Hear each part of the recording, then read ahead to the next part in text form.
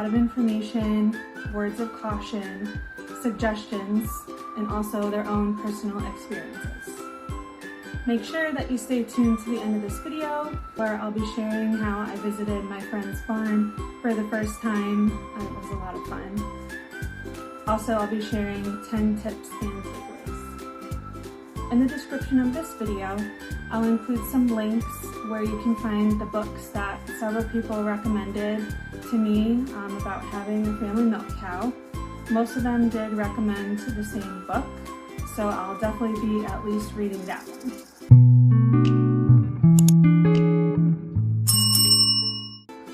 I wanted a dairy cow ASAP, but they said, I have a list of some different things that they said here. It's an investment and the market is high. They recommend disease testing prior to purchasing. The market is fairly high right now, so expect a large investment for quality. I read about having a mama cow with a calf that's already in milk, so it would take some pressure off of me needing to properly milk the mom at first, since I don't have experience. There's been some comments about that being a good thing, not so good of a thing. This person says if you're looking for a mama cow and milk with a calf, you're probably looking at least $30,000, and it will be the cheapest part about keeping a dairy cow. This person says 2 things you really need to know. They're time consuming. There are no holidays or vacations when a cow is in milk, unless you're extremely lucky and can find someone to milk for you. Next, they're expensive. How expensive depends on what area you're located in, from purchase price, equipment, feed, hay, land, fencing, vetting, breeding, etc. Other people have said, get some experience first or try to find a mentor. This person says, if you can get some experience on a commercial farm first, there's a lot that goes into dairy cows. If you can't find a farm to spend some time on, at least make sure you have a good cow vet.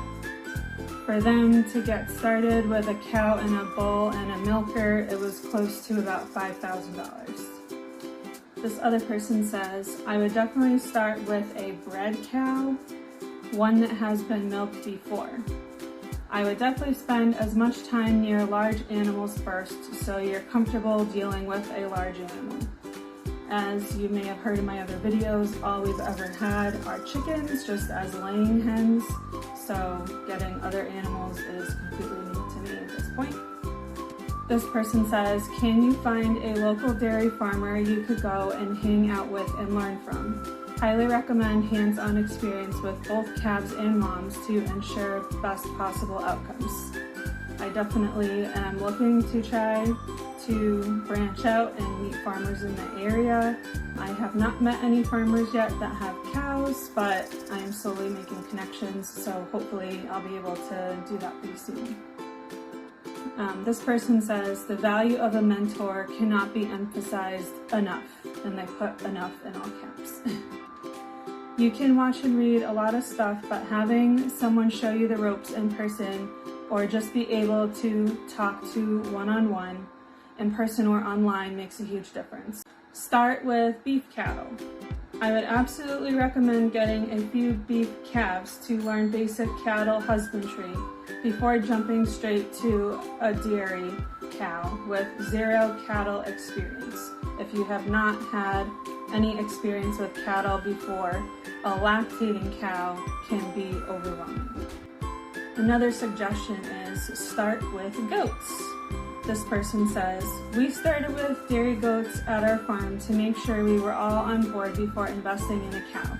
Even though I was raised on a dairy farm, my family had a lot to learn.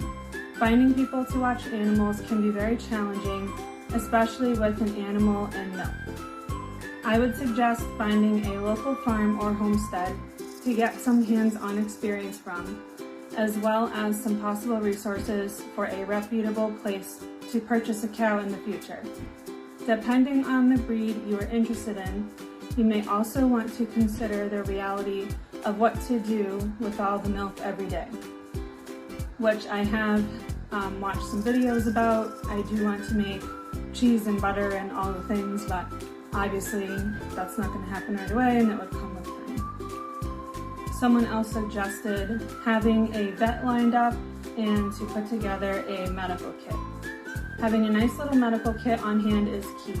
Milk fever, ketosis, and mastitis can be easily treated if you know what you're looking at.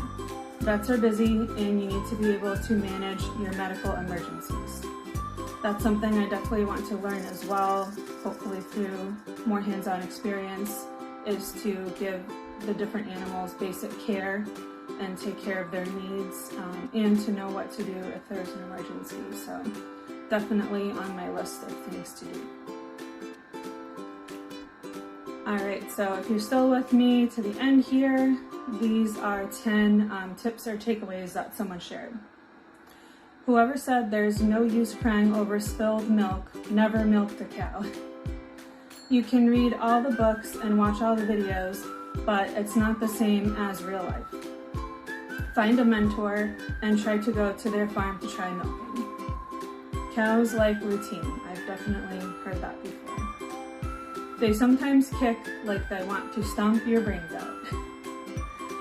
The fatigue in your hands and arms is real.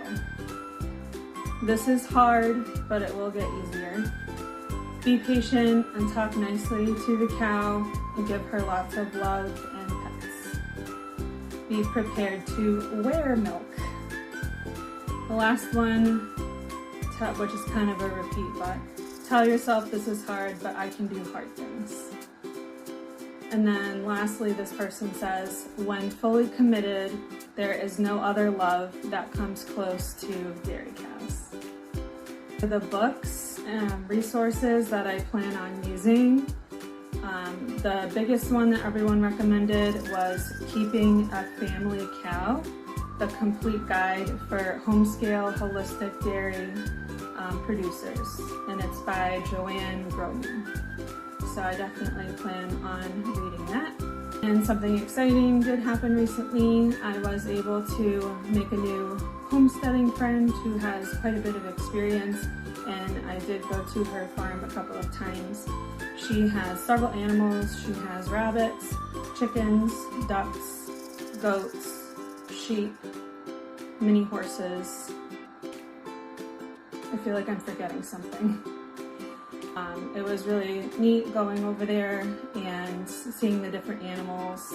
She does have 2 or 3 goats, I believe, that will be giving birth sometimes in the winter, which obviously isn't ideal, but I'm kind of hoping to be able to shadow and see some little goats be born. That would just be awesome. If you're still here, thanks for hanging out. I would like to invite you to subscribe and just to follow along on our journey. If you watched any of my other videos, you may have seen that we did pick out a house and we are in the process of closing on it. We're actually closing on it, I believe, on Tuesday of this week. So once that is done, they'll be able to start putting in the driveway and the electrical and the septic. We did pass our perk test also, which is great, so we'll be able to put our house exactly where we wanted it.